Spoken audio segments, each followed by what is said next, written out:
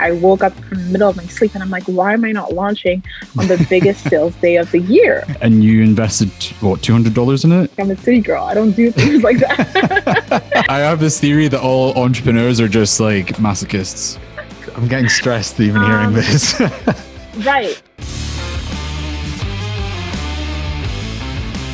Hey everybody, welcome back to the Subscription Rockstars podcast. I'm your host, Stefan, and today I have Bili Boboe-Balogun from Toronto. And so that means we are time traveling right now because it's probably the morning for you right now or near enough, right? Yeah, it's like about noon. Okay, here. That's not too bad. So we should be good, but it is nighttime for me. So I do have some harsh lighting going on over here. So thanks for joining us today, Bili. You're welcome. Thanks for having me. It's great to have you. So I've actually got your bio here, and it was so interesting that what I ended up doing was breaking it down, and I want to walk through it with you because I think it's fascinating. And there was one part I was particularly impressed with. So yeah. So Bili graduated in 2017, majoring in political science along with diaspora and transnational studies. She gained some experience in marketing during her time at the University of Toronto. Regarding that, was there a specific goal in mind when you did work in marketing whilst you were studying political science? Those are very different things. It was just always my interest in business. So I figured that if I had some marketing skills, I could figure out a business if I eventually wanted to have one. And it was also, funny enough, an elective. And now it's what I do full time. It's quite interesting. You've got a very hybrid background, but I can see where they kind of overlap as well, which is really cool. Yeah. So it was only 2 weeks after you graduated that you launched your subscription box, Try Beauty Box. Is that right? It was 2 weeks. Yeah. So and you invested what, $200 in it? Yeah, $300. $300, and that was that personal capital. Yeah, literally, it was just like, hey, what can I lose out of my savings? That was $1,000. Nice. So you're technically bootstrapped then. Yeah, completely bootstrapped. And it is still possible. A lot of people think it's not possible, but bootstrapping is still possible. You're trading your time mostly instead of money. Money, exactly. Good on you for that. Because what you achieved with the $300 is quite remarkable. You grew to over 360,000 in sales within 14 months, which is really impressive. So congratulations. Yeah. Thank you. And this is the most interesting part of your bio to me. So you're a big believer in mentorship. And what's really interesting is that you stated that you have two yourself. One is a Black woman and one is a white man. But the most interesting part is that the former was to highlight the challenges that you may face, and the latter was to show how far you can go and which doors you know are open to you.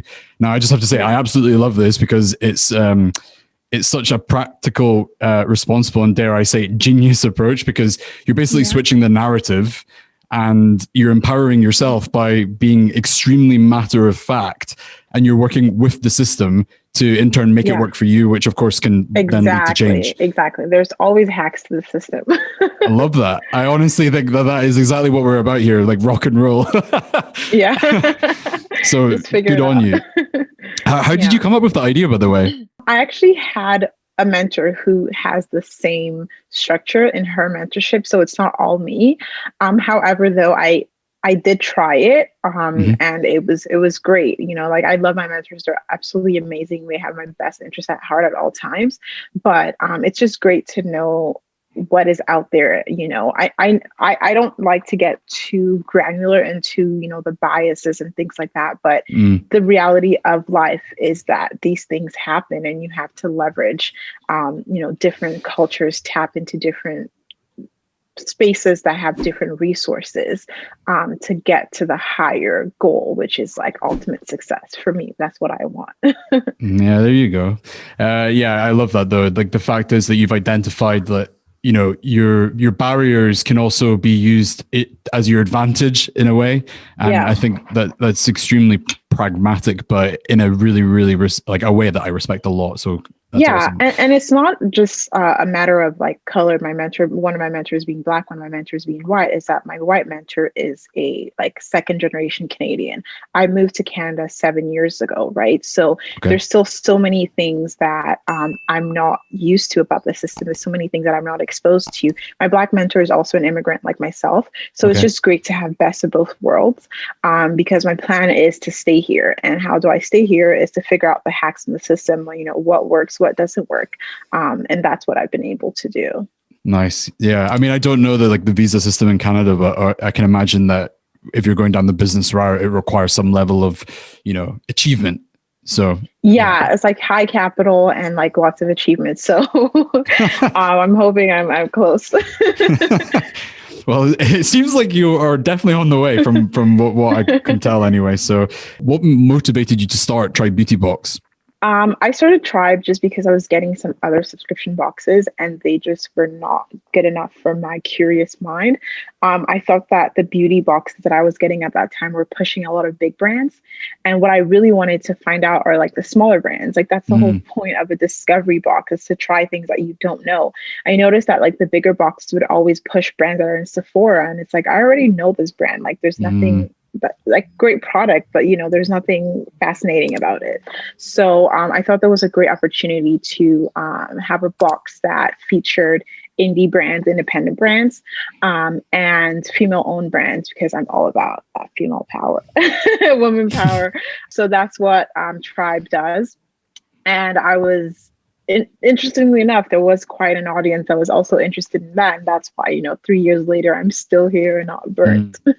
What was like the initial steps that you took? Because you said like you've got quite an audience and you discovered that audience. Was there a specific approach to finding and reaching the audience? Yeah, there was a whole system. So the first thing I did, just like anyone or most people, I did a lot of research. So I read literally every article on the internet about subscription boxes and watched all the videos on YouTube about building a box. And then I found a really, really great video about audience building. And I used a program called Kickoff Labs. I mention this all the time. They're great for customer prospecting and stuff like that. So I built a landing page that was just, drag and drop, had my value proposition, my offering, who I am, why I'm most qualified to give this service, and what my vision for the box is.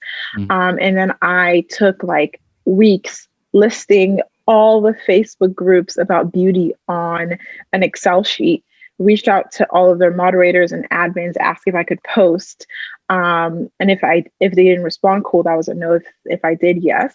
So I had a goal of, I believe, 1,200 emails in 1 month.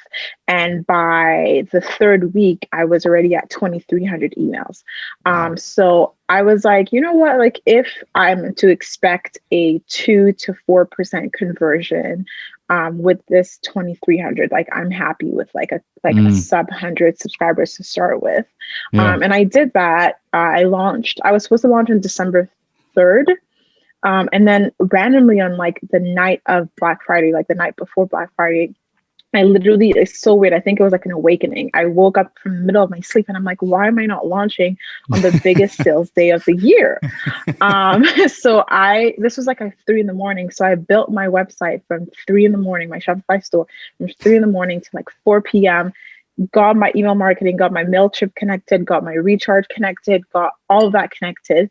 And then I launched that email list. And I believe I had like 97 or like 90 sales on that first day. And I was like, oh, whoa, this is awesome.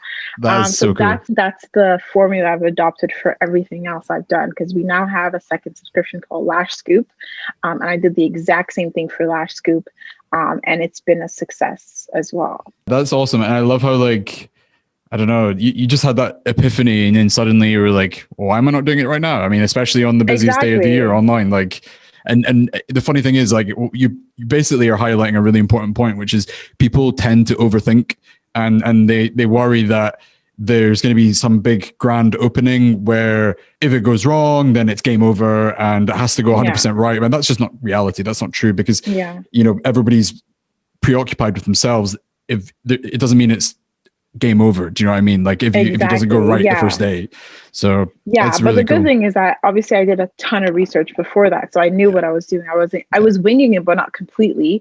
And the funny thing is that like the week before I had gone to Sephora with like my last like $100. So I bought like some products, like took pictures of it and then returned them to use as my like that is so cool.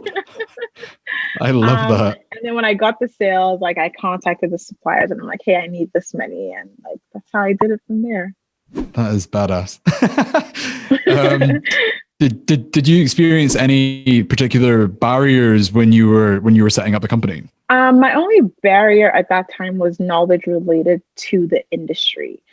So as much as I thought I had learned, but I realized I was just learning like the setup and the technical part. But having, you know, contacts in the beauty industry for products was, I think the product is the main reason why people subscribe to the blogs. So I had some times where I kind of had to wing it with products. Like I didn't really have like the big brands that the brands that I wanted. But that's where my creativity tapped in, where I did a lot of collaborations, some white labeling.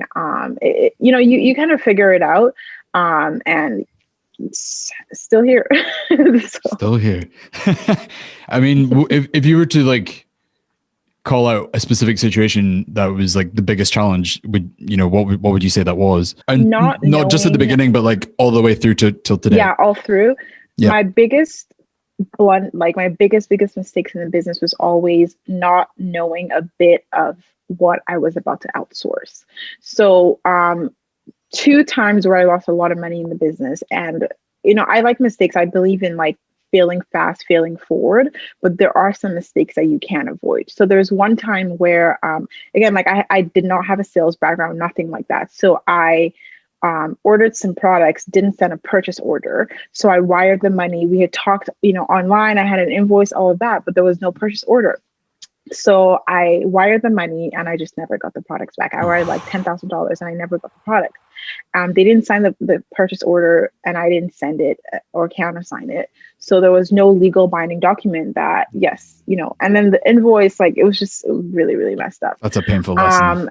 Yeah. And that was with a distributor. So that burnt me. And I just started working with brands directly, no matter who the brand was, no matter which brand I was able to get. I just decided that I would never work with like distributors again. And then secondly was outsourcing Facebook ads. So I worked with this agency in Arizona and I had no clue about what Facebook ads were. Like I just knew that, you know, people do it, they get sales and it's like the next big thing after like organic marketing. And I got burnt. We had a contract. It was $2,500 a month, or no, $1,500 a month for the fee. And then I put $2,500 each month for the ad spend. 3 months in, 2 sales. And then they just kept telling me that this is how it works and that, you know, the algorithm's like learning, right? A learning time. Yeah.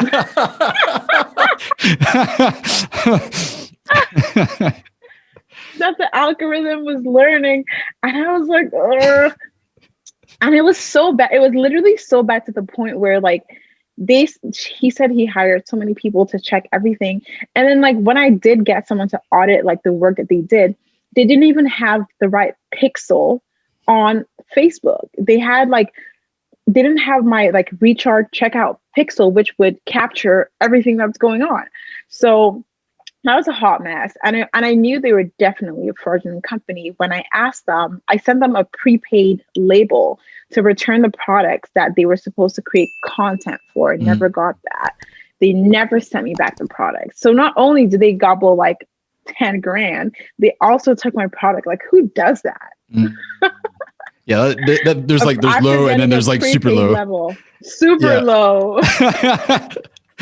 Wow. It's funny because I was talking about that recently with someone about how marketing, I might get in trouble for saying this, but marketing contractors in general, like if it sounds too good to be true, it usually is. And it's really hard to find good ones. And, it really is, you have to hold the bar up super high and keep looking until you find that person. Yeah, for sure. And then like I learned it. I took like a course afterwards. A good friend of mine actually has an amazing Facebook course.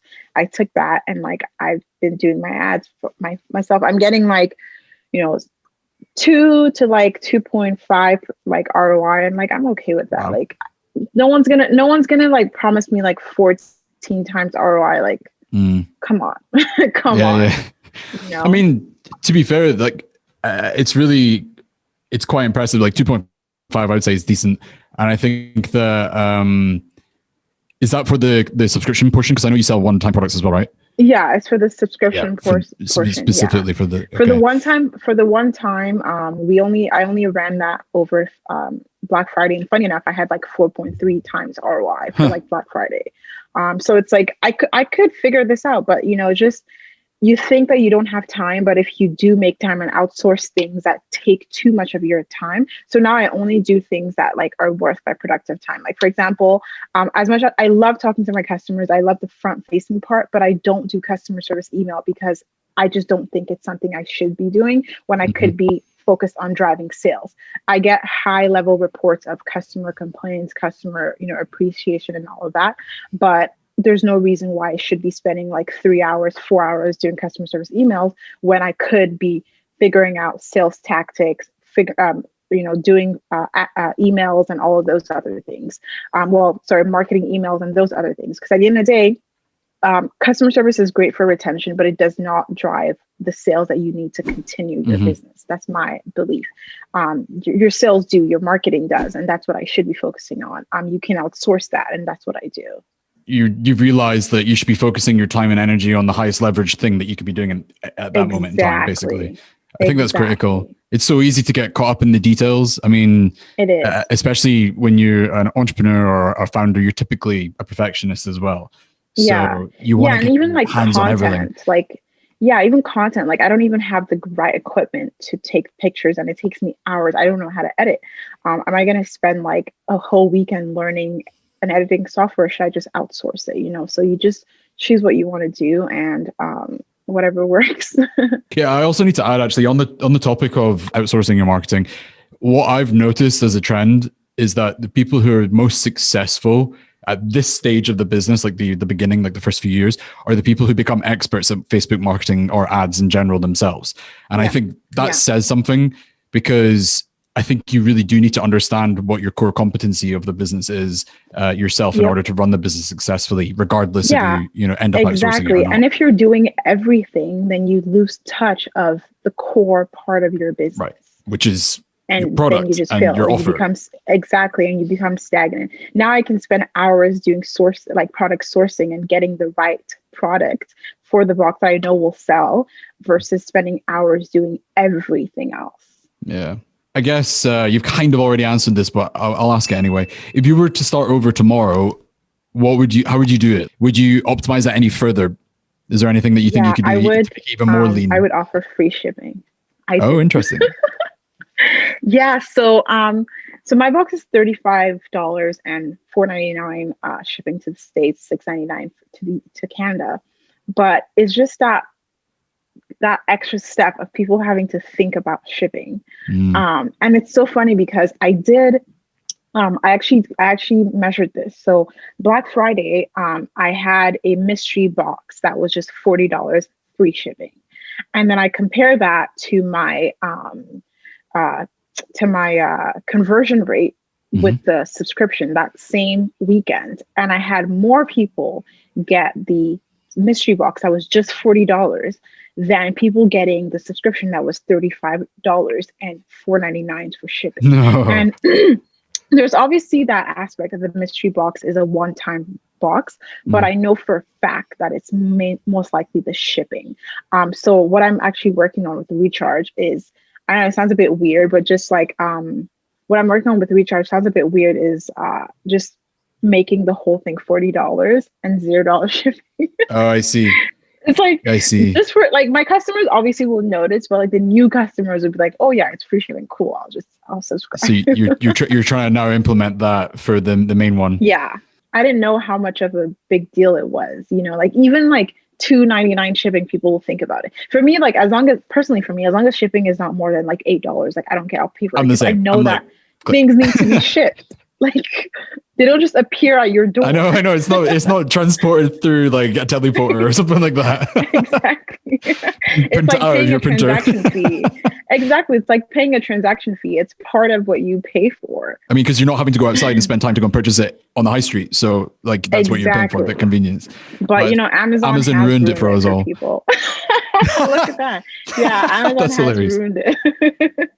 Yeah, they set the bar too high. Way too high.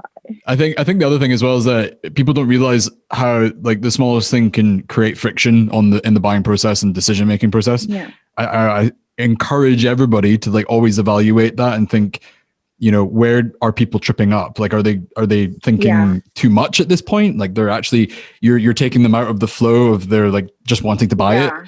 And I think it's important. And if I may, there's a tool that I can share to help with that. Absolutely. So it's an app. I use Shopify. It's called Hotjar. So it creates these like heat maps of like your customers, and it'll show you like where is the main point that your customer is like having problems with like completing the purchase. And for me, it was like at that shipping page. So that's how I knew that shipping was the issue. Interesting. Yeah, we've got a few people using Hotjar on our platform actually. And I think it also lets you see people using the page as well. Is that right? Like not just the heat maps, but also in actually real time. Yeah, which is wild. I'm pretty sure that the GDPR law would have an issue with that over here in the EU. Oh, hugely. We only use it for US customers. Just putting that out there. Fair. That makes sense. I asked you what you would do. What would you not do? Is there anything specific that you learned that was like, I definitely should never do that again? Yeah, I wouldn't have jumped into ads so quick just because there was like people sell ads to you like Kool-Aid. You know, it's like the Kool-Aid of the marketing industry. It's the buy all be all. But there's a really amazing company that I've been watching, Sassy Jones, and she literally she turned off all her ads, and she's literally like in the Inc. like 2000 or 5, whatever that number is, company. Mm-hmm. And what she does is still community building. That's how I started. I started with community building. So what I would not do is jump into ads and put community building in the back burner. I would have hired someone to help me so I could do both. So there was a time where we were focusing on ads, but I completely ignored loyalty, referrals and things like that. Mm-hmm. And I know that for sure bit me in the butt. Just putting customers' loyalty in the back burner, it makes no sense. So retention is equally as important as customer acquisition. And I learned that the hard way. Yeah. Have you got any takeaways for the churn side of things? Yeah. For retention, we use like an app for points. And at first when I started, I wanted to give them like $1, like a commission, like how I do with influencers. But then I actually spoke to one of my mentors who's like, that doesn't really make sense, because you should never give out money to your customers. You should give them money to spend with you. So now we just do the points as a gift card, and they can redeem it on our store. And then another huge thing that we learned that's helped with loyalty actually is customization. So we allow customers to pick one item in their box every single month. That either is a palette. So we have, funny enough, like I have equal amounts of customers that are 24 to 35 as I have 36 to like 49.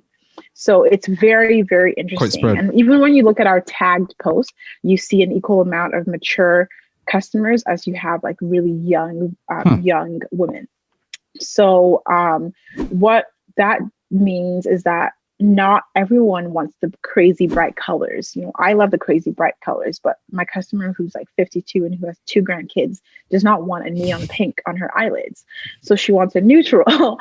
So what that means is that I offer 2 different tones, 2 different colors, 2 different shades, and they pick. And I use a very simple process. I just use Typeform after they get billed. On Typeform, they input their order number, email, their choice, and of course their name. And then the fulfillment center we use, we separate our shipments in batches. So everyone who chose, let's say, a pink neon, we could just copy all of their order numbers, like literally copy paste, and all of that goes into one batch, and then the cool tones, all that goes in the second batch, and then they ship it out. So it's super easy. I don't need a crazy software for that. So customization has really, really helped. And then we took it to the next level with add-ons. So add-ons has been amazing, especially for revenue, because then we have customers who would usually spend $40 and that's it.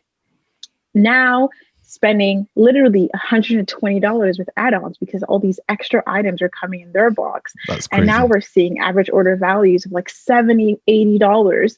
I literally have customers that spend $40 on the box and would spend like $150 on add-ons. And I'm like, what the hell? That's crazy. I mean, you've almost doubled your average order value per month, which is going to double your lifetime value. That's insane. Yeah, literally. It's just been amazing. And what people don't think when they look at add-ons is that it's also a form of customization. It's a customer going into your website, picking, of course, we have like highly discounted and exclusive discounts just for subscribers for the add-ons, but you're getting highly discounted products and you're like, well, this is going to ship in my box anyways, plus free shipping. Well, but you paid $4.99 for your box. So all of that ships in your box and you get like a box with like 20 items versus 5. I feel like people don't realize that there is all that extra room for additional spending out with the subscription. Basically, so you can spend more money on advertising to acquire them in the first place when you're competing against other people. Exactly. People don't think about it that way. It actually took me a while to kind of click onto that myself. And then on top of that, now we have Lash Scoop, which is a monthly lash subscription. It's like if you're wearing makeup, there's like a 50% chance that you wear lashes just on top of your eyeshadow look. So we have an upsell, a cross-sell, where once you add like either Try Beauty Box or Lash Scoop to your cart, we show you the other product at a discount. And you're like, oh, and it literally says, you got the beauty box, but you need lashes now, right? So all of that. And people are like, oh yeah, I do. You know, it's like most people don't know what they want. You know, I don't know what I want, but I like when people tell me what I need. That's hilarious. Great click-through rates for that, great conversion rates for that. And it's also helped with our average order value. That's awesome. Some really great takeaways there. Thanks for sharing those. So as of like today, what would you say the primary channel is for marketing for a subscription business? Right now for me, still email marketing. We do a lot of education that comes with the business, which is something that I see that some boxes in my space don't do. So I wanted to hone in on that. And that's really helped because we do have a solid, mature audience that needs a bit more education around the products and around skill sets, like just how to use the product, and taking the time to put that newsletter that isn't just like a picture of the box and like, hey, here's 20% off. We actually go through each product. We do founder interviews. People love learning about like the team or the owner of the brand that they're getting. It's just really cool. And that's really, really helped us so far. I'm going to try ads again in March, but for now until March, I'm just putting in place like lots and lots of things just to make that community really, really strong.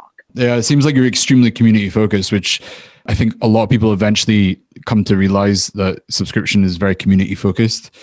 And because you're essentially building a relationship with your customers, and if you can allow them to build relationships with each other as well and feel like they're part of something, it's a very powerful thing, especially right now. It feels like they're part of a club, right? And now that everyone's home and like the subscription box is probably like their one gift to themselves just to feel better about like how horrible the world is. Yeah. It's just nice to have other people who share the same love for you. So we have a Facebook group that's for subscribers only. And it's really cool to see some people like, hey, what city are you in? Oh, I'm in London. Oh, I'm in London too. Like, you know, like they're chatting, just like good connections like that. Of course, once in a while, you know, someone's like, oh, I absolutely hate my box. And they'll be like, oh yeah, I didn't like this product either, but it's part of it.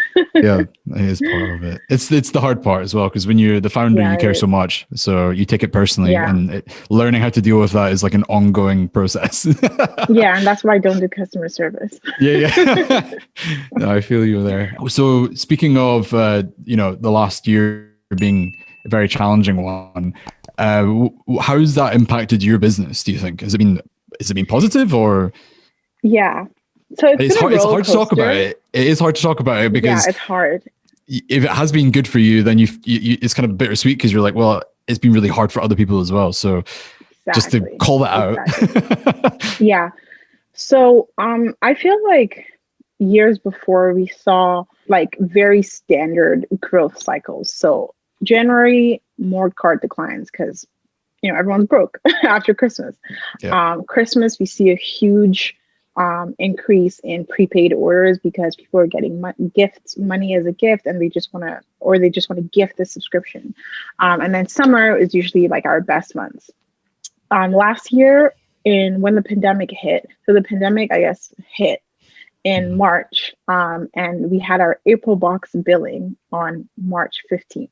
And I literally remember like the Toronto lockdown started like March 14th or 13th, something like that.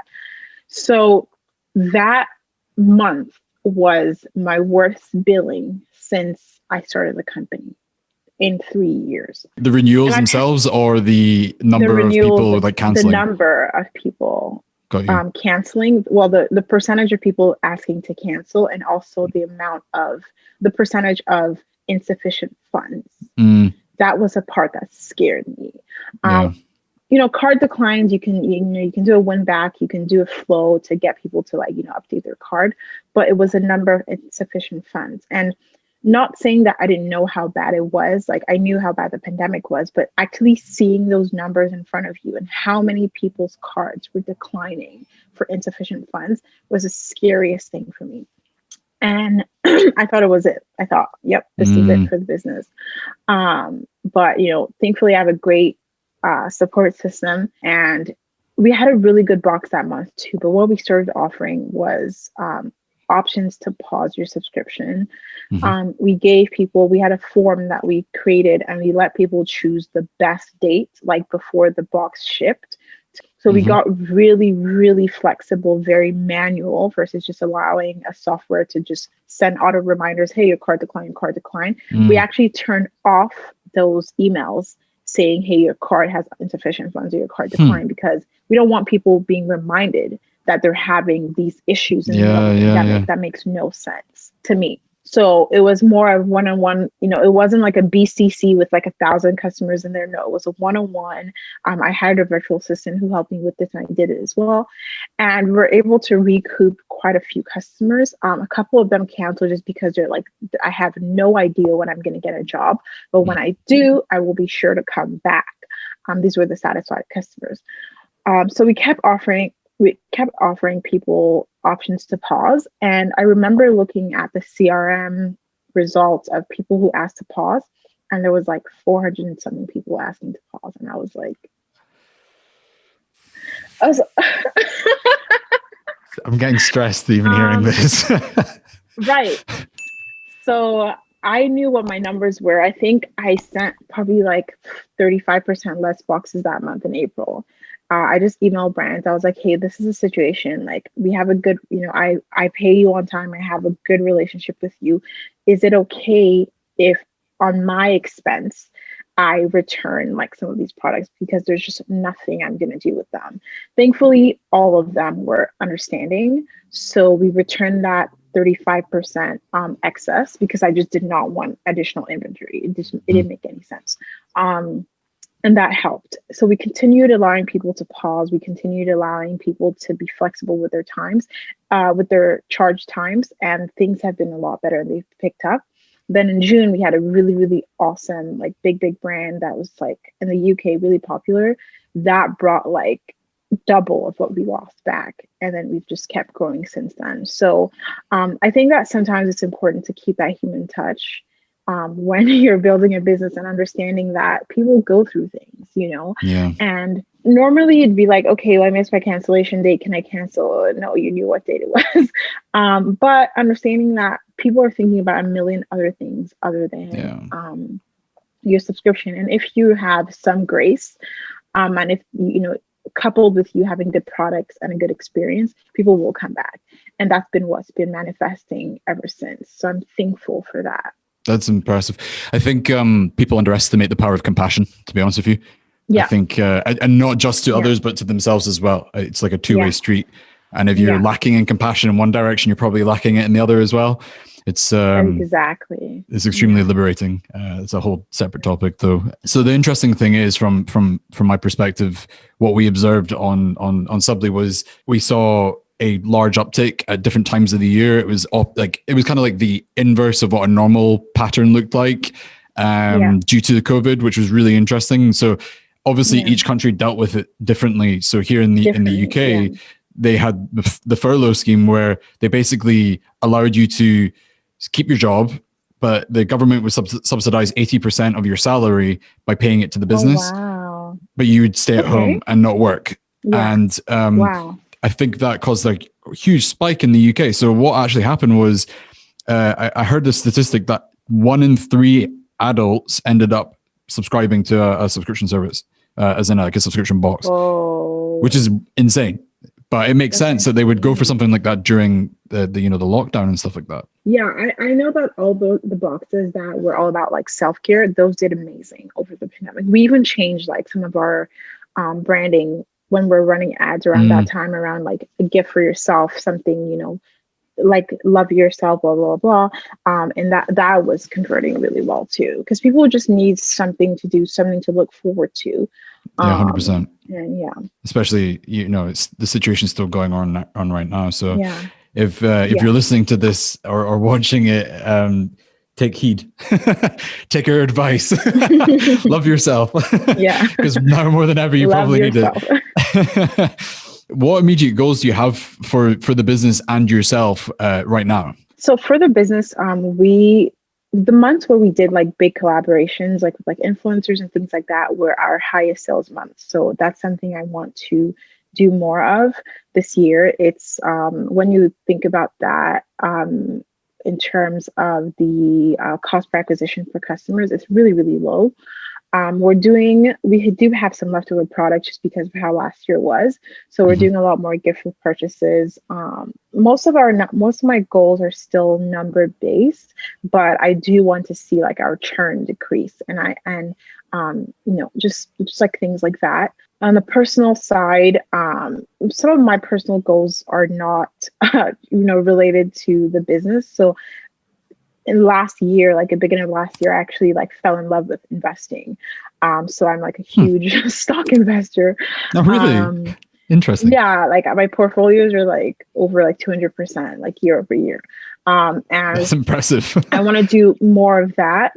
I think that I'm trying to take the business to a place where it can be on autopilot. I think that every founder wants that. I do have some other projects in mind just as a natural entrepreneur. But I love the, collaborating. That's my main focus with Tribe. Community building is always that. And I definitely want to do like a charitable drive more charitable drives next year. So last year we did 2 of them. We fed 1,000 people in my home country, Nigeria. And then we donated 1,400 out of like a sale. All of the proceeds of like a lash sale to the NAACP. So I'm big on that, big on charitable work. Every month we have, when my accountant sees it, she's like, another donation. I'm like, yeah. Because you have to pay the tax on that, don't you? Yeah. So I really believe in like just community building, but also investing in that community, in your community. So there's that. And then on my personal side, just more on the investing side, some self-development. I was actually telling my friend that last year was the first time I heard like my own like internal voice. And also can't show it, but like my window, like my view has no obstruction. But last year was also the first time that I noticed how many trees I have in my view. I never really noticed it, just because I wake up, get on my desk, work, eat, sleep, right? So a lot of time was spent just doing nothing last year. And that was one of the best things that has happened to me personally that I can share. No, I appreciate you sharing those. That is quite interesting, actually. Because I can relate actually to this, what you just said about noticing things that you hadn't noticed before. And I think that's actually a really nice thing that probably most people experience in the last year. Yeah. if not as a coping mechanism, just because, as you said, you have more time to kind of observe things, and even the littlest thing just suddenly becomes more, beautiful, or you just appreciate it more. As lame as that sounds. I know, as lame as it sounds, but I really do. As you know, as terrible as it was, like, rest in peace to like everyone who's passed away from the pandemic. I think that we've also seen some sort of like beauty in the world. Like, I don't know if you saw that article about like some lakes that were like gray turning blue again. Or like some places where they hadn't seen like dolphins in like Venice, I think in Italy was one of the places, right? Yeah, they saw dolphins again. Yeah, the Venice. So I thought that we overuse resources, like every single one of us. We abuse of resources, and at some point in the world, whether you believe that this virus is man-made and was dropped from wherever, the world needed a hard stop. I did a lot of hiking last year. I did a lot of just falling back into nature. And it was funny because I was hiking with my friend in Alberta, and we were just like on this mountain, and I just like randomly told her to stop. And I'm like, let's take a moment to thank the ancestors that were like here before us. And like, I'm a Christian. Like, I don't do those like spiritual things, like I believe in God and all that, but I don't like talk about ancestors and things like that. But that was like the feeling in my heart at that point. While I was in untouched nature, I was forced by what nature is to be thankful for everything it's done for us. I was like, this path that we're walking on, these trees that they're giving us oxygen, like all this protection that we're having from nature. Let's thank them. So I like held hands with my best friends, and we like said a prayer. And it was so weird because I'm not like that. That's not who I am as a person. But I live downtown, like I'm a city girl. I don't do things like that. But you felt more connected awesome. and grateful by the sounds of things. I did. I felt so grateful for just a tree, for like a waterfall. I wasn't feeling grateful for like hitting numbers. I didn't care about those things anymore. So that's one thing that I'll forever take. Like, no matter how this ends, I'll take for the rest of my life that this pandemic brought out of. Yeah, I think it definitely flipped the script for quite a few people, and I can relate to a lot of what you're saying. So thank you for sharing that. If someone came to you for advice about starting their own business, what would you tell them? Anything, it could be anything. It doesn't have to be tactical or keep learning. Yeah, keep learning. Yeah. When I noticed moments of stagnancy in the business is because I wasn't doing any further learning. So now I dedicate my Sundays to just catching up on like all those articles you get, like the webinars, the replays, and things like that. And I noticed that once you're always in the trend, once you always know what's going on, what's new in your industry, you can somewhat apply that into your business. It's so, again, that's why I'm such a huge advocate for outsourcing and only doing high level things, because you get so caught up in the mess of running a business. It's very messy, that you just stop learning, and then you just keep doing the same thing over and over and over again. Nothing's changing, nothing's improving, nothing's like, like having higher sales numbers doesn't always mean that things are getting better. Just applying new things, learning about new tools that you can add to your business to make your customer experience better, for me is like a great success. I feel like I'm stagnating if I'm not learning something, and I end up it affects my mental health actually if I'm not learning. I feel like I just get really like antsy. That's a good one to anybody who's considering starting a business. Always be learning. You should turn that into like a little bumper sticker or something. Always be learning. I know, right? Always be learning. Are you on Clubhouse by any chance? Yes, I am on Clubhouse actually. Are you gonna join Liam and I on I didn't know you tomorrow had actually. One, I will join. I didn't know. Yeah. No, you need to follow us. You need to join us tomorrow. I think I'll it'll look for you. Yeah. Okay, cool. Clubhouse is so funny. it's very interesting, but like I quite like the idea behind it. I think it actually makes a lot of sense, because I feel like there's a lot of pressure when you're watching a video. Like you have to be fully engaged, right? Yeah. And also you kind of want to be in a private, because if you're watching a video, people kind of get nosy, and you kind of just want to be on your own and learning. Yeah. Talking of learning. Yeah. So the good thing about Clubhouse is that you're just listening. Yeah, they have like $1 billion valuation like this week, which is that's just silly. Yeah. That's wild. But anyway, I just totally plugged that I'm on Clubhouse and so is Bili. Yeah, I'm on Clubhouse. So make sure you follow. Follow me. Okay, so quick fire round here. The first one is phone or computer? Computer. What is the number one book that you'd recommend? Ego is the Enemy. I'm just going to say Ego is the Enemy. I've not actually read that yet. Now I'm going to put it on my list. Why does his name slip my mind? But yeah, Ego is the Enemy. What business excites you the most right now? Genomics. Huh. What's that? Yeah. So it's basically the business of the granular DNA sequencing. Okay. Like 23andMe, I think there's one of them called that. Well, the companies that I'm really into is like BioNano Genomics, and what they do is that they have like a whole software to help look into your genome to see the granular, like the microscopic sources of your rare diseces. So that's what I'm really into. So you're quite into like health and biohacking then? Yeah. And it's also really cool because like you can literally start global warfare by just manipulating people's genomes. That's what I'm really into. And again, another company that I'm really invested in, the same one, BioNano. The ticker sign is BNGO, not financial advice, but I invested in them at 54 cents and now they're $13 on the stock market. Yeah. Okay. People, you need to listen to Bili here. Got so many questions, but we've not got enough time now. So we just found a whole other topic to dive into. Me anytime. I know. Yeah, I know. It sounds really interesting, actually. What's the most exciting business trend to you right now? I mean, you might have just said it, but TikTok. Interesting. Okay.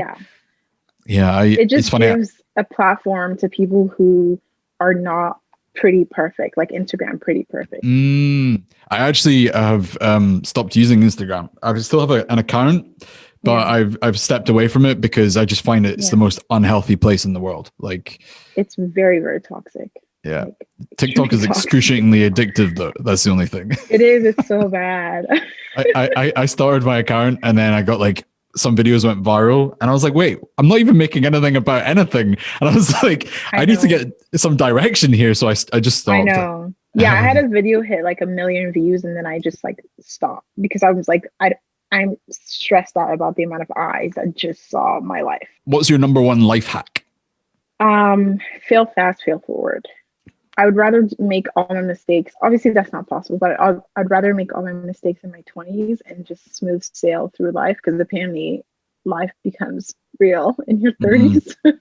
Fail fast and fail forward. I think that a lot of people don't recognize that failing is actually a good thing because you learn. It is, yeah. It's the opportunity to actually get better. And I think that people are so scared of failing, and I never really have understood that, to be honest with you. Yeah, and when you achieve something, you spend a few minutes in that victory, and that's it. But when you fail, you spend more time learning why that happened, and you learn more from it. You're right, because it hurts when you fail.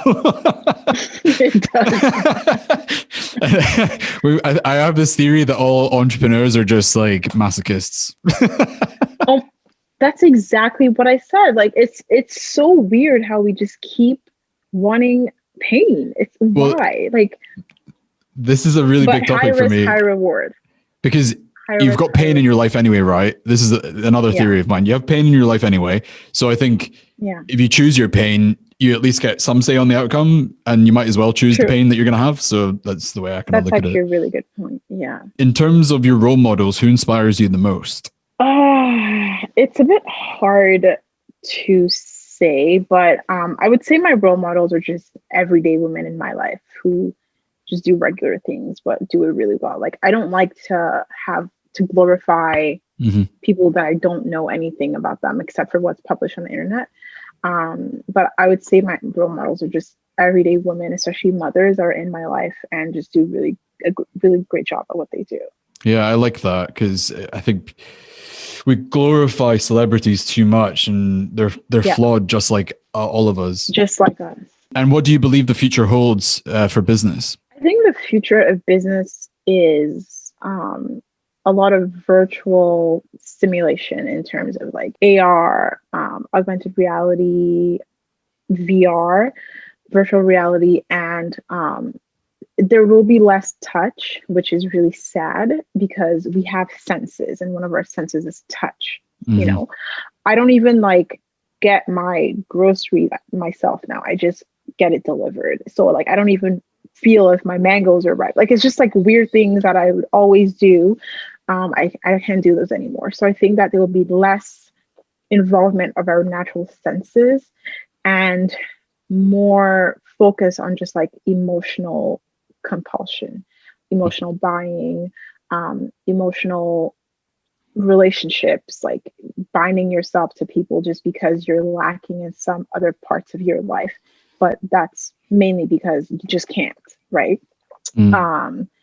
It's a bit of a blab, but it's just, I haven't completely worded the theory properly, but I just think it's less of our natural senses are going to be used, which scares me. It scares me a lot. It's funny that you say that because I was writing a note on my phone like a couple of days ago because I was going down a rabbit hole thinking about all this stuff. And I have to agree with what you're saying. Yeah, basically. I mean, yeah, why not? Why not? Yeah, for fun, because we're masochists. Exactly. But I think what you're saying is extremely accurate. And one thing that jumped into my mind there is this idea of an oxytocin like deficiency or pandemic of its own, like a lack of oxytocin, because like without human touch, you don't get that oxytocin release. And then that's when people seek, this is my hunch, people seek like escape or like through addiction. So whether that's abusing drugs or alcohol or sex addiction. Yeah, I mean, like whatever. The percentage of the sales of alcohol have like skyrocketed since March, right? Yeah, it's scary. I remember like in May, we had a lockdown from like March to the summer. And in May, a friend of mine visited, and that was the first time I hugged someone. And I actually felt it. Like, I'm a big hugger, but I felt the hug. And I was like, this is really bad. That's when I knew how bad the pandemic was, because I literally felt like my heart melted. And this is just like a friend. We're not super close, but it was like the first person I hugged, and my heart just... You just calmed down. Really. It just went like... Yeah. Insane. You don't realize how important it is. I when the measures started easing here in the UK, I started getting like regular massages from my back, and oh, nice. I found like that afterwards. It was like a flood of oxytocin into the brain or something. I was just so relaxed. It was insane. And when the lockdown started again, I realized I was like, my stress levels and anxiety levels were just creeping up like continually. So I do believe that's a factor. I've been really, really tense too, but okay, just coping. We'll keep going. We're going to get through it. Well, listen, Bili, that's the end of all the questions and the quick fire rounds. So thank you so much for joining. Like, again, I could probably continue going on and on with a lot of different topics here, but I think let's keep it relevant and specific to subscriptions. So thanks again for joining, and keep rocking on. Thank you for having me.